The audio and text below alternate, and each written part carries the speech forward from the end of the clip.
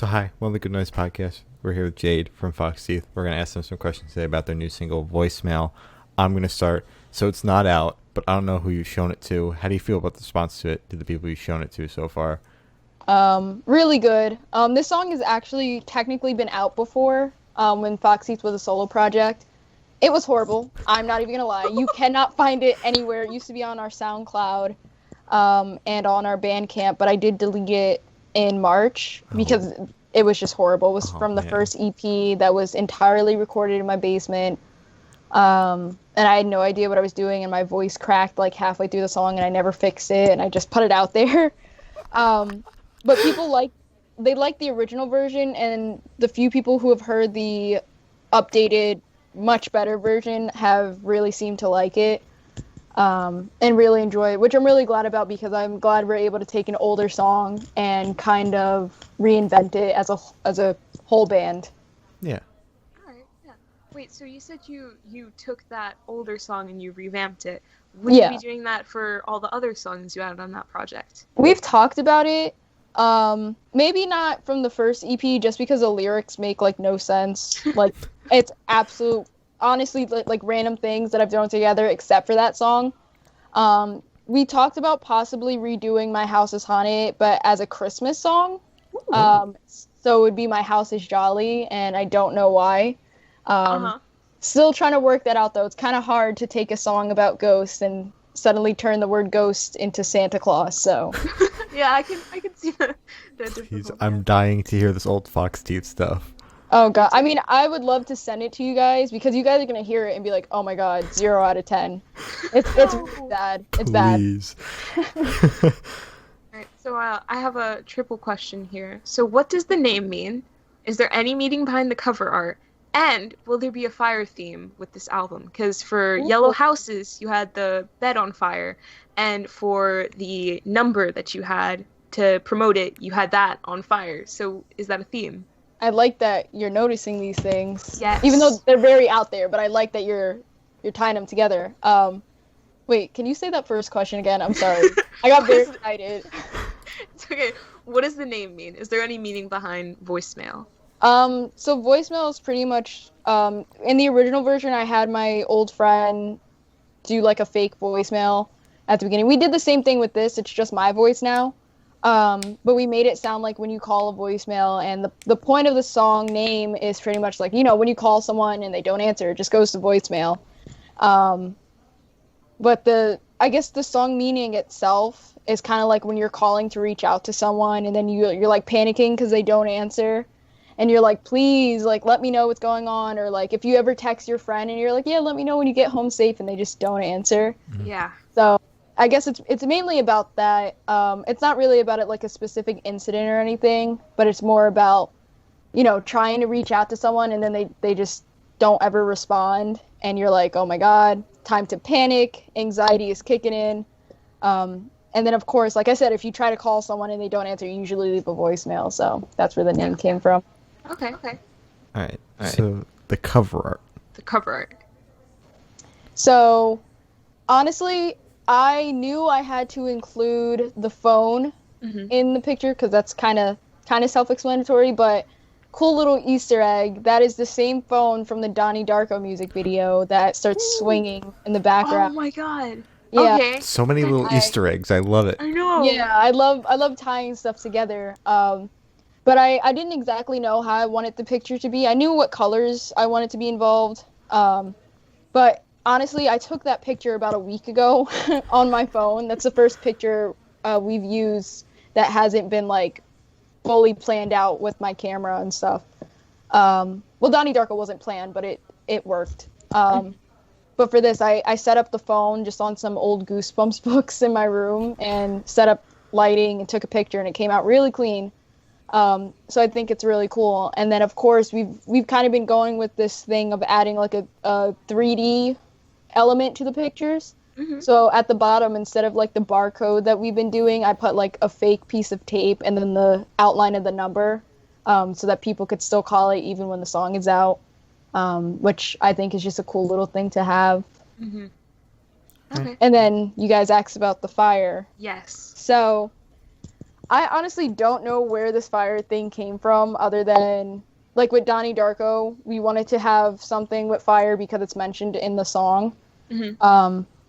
But because we didn't do like a music video or anything, I was like, man, we gotta have some sort of theme that goes along with the album and that ties everything together.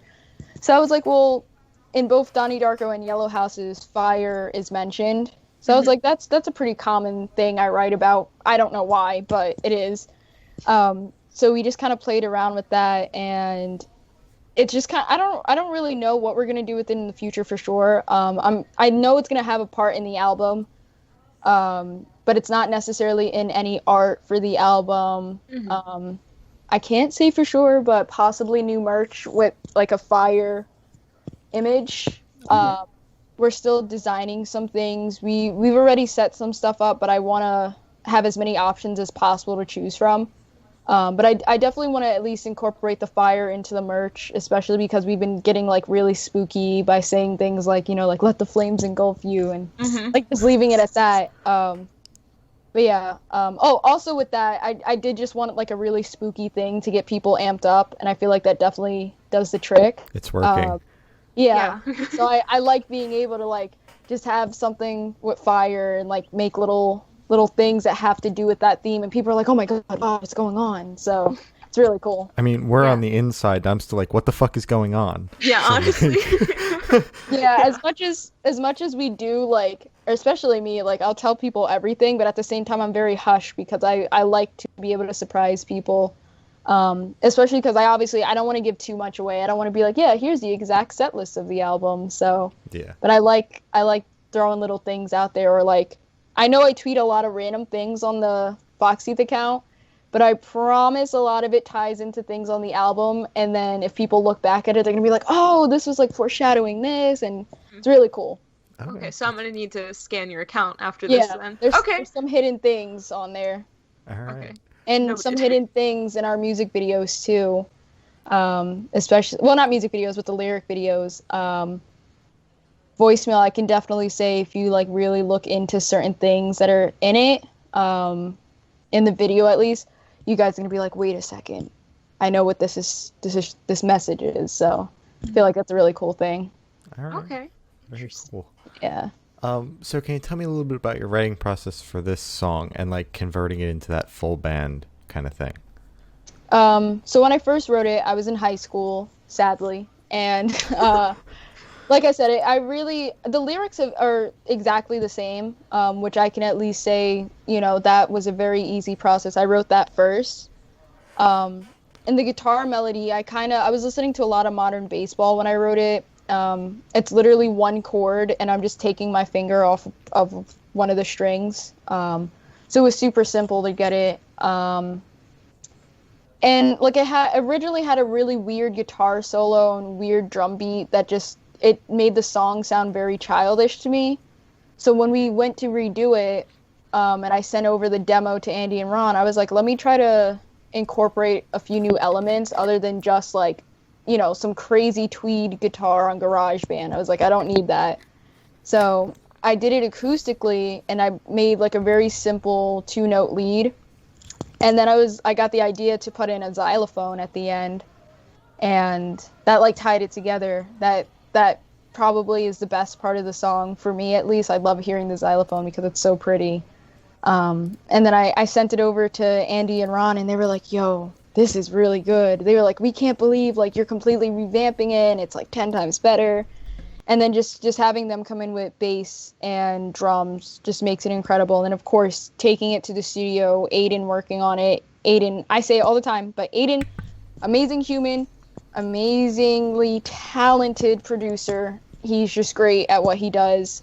And then our other friend Will, not Plague Skater Will, but another Will, who is mastering our songs for us. He mastered it. And this is the first song we've had like fully mastered that's out, which is really sick. So I think you could definitely hear the quality is very high in it. And even when we recorded, it's kind of more of like a fun song, even though it's still kind of like the lyrics are kind of sad, but it's not like Yellow Houses where I'm straight up like, I hate this, I hate everything. It's more like, you know, it's like, hey, haha, my friend's not texting me back. Yeah. So It's like a fun little jingle song. Okay. Yeah. So speaking of, you brought up the fire and how the number was on fire. You texted it. How do you plan on utilizing that texting service after? So I definitely want to keep doing things with it because a lot of people like it.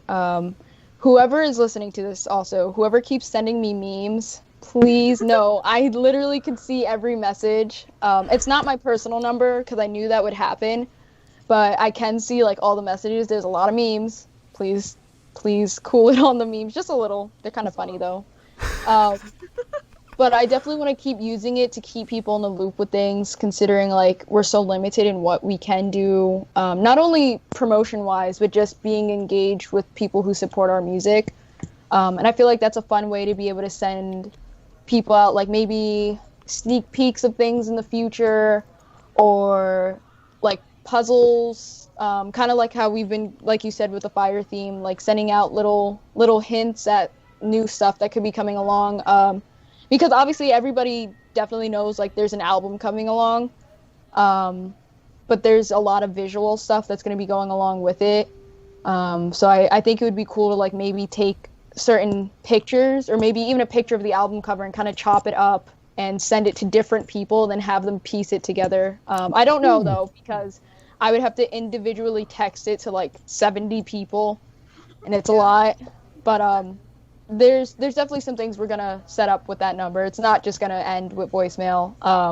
Hopefully, because we can't 100% control if the number stays under our ownership. You know, it's kind of like if we don't use it for X amount of time, it's just gone. Okay. But I definitely want to try to incorporate a lot more teaser into the number. All right. Okay. So I know, we all know there's an album that's going to happen. Is there anything new you can tell us? Because I got to ask this every single time we chat.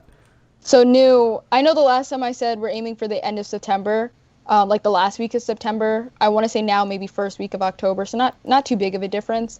But just because we added a new song very last minute. Well, we switched out a song because I was listening to the lyrics of one, and like instrument wise it's great, it's got a really cool thing going on, and then the lyrics are just like crap, like it's it could be 10 times better. So Andy, Ron, and I decided we're going to shelve that song to work on probably for the next EP or album that we put out, which sounds crazy to say like we're working on something else already, but we do have stuff kind of prepared. But we did write a new one last week actually. And it came out really, really nice.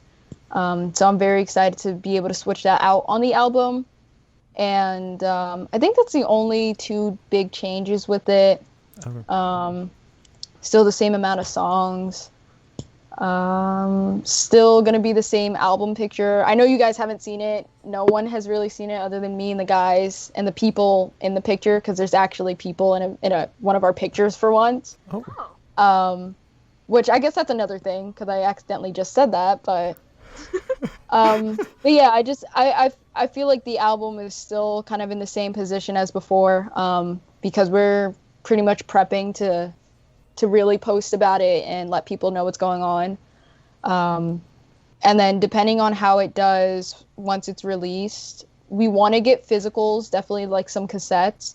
But I want to wait to see how it does first because, I don't want to have people pre-order cassettes and then only like 2 people buy it. And then we're like, yeah, guys, we can't do this. So, but I think we'll do pretty well. I'm pretty excited about the material that we're going to be putting out with it. Okay. Yeah, very exciting. So as per usual, that's where we'd end interviews like this. Is there anything you'd like to plug? As always, Black Lives Matter. Yes. Continue. I say it every time. But this is not something that's a trend. This is not one thing that happened in the month of June. This is something that happens to people every day. You need to be calling out racism when it's happening. You need to be protecting Black people at all costs in any situation, because they are targeted more than multiple other races. So it's just obviously something it's very important to me. So I like to be able to try to say something to hope someone listening could be like, you know what, let me find something I could help out with doing. And also still with Yellow Houses, we're still donating money to House of Gigi. For those who don't know, House of Gigi is a Black-led organization that helps benefit the mental health and safety of Black trans women and gender non-conforming folks. So, you know, we love to be able to donate to them. So if you guys purchase Yellow Houses on Bandcamp, 100% of the proceeds we get goes to them at any time, too. It's not just from X to Z or X to however people piece that together, but it's indefinite. So as long as that song is up on Bandcamp, which we plan on keeping it up forever, those proceeds will be donated. So, yeah. All right. That's really cool. All right. Well, thank you for sitting down with us. Always fun having you on. This has been Jade from Fox Teeth, and we're the Good Noise Podcast.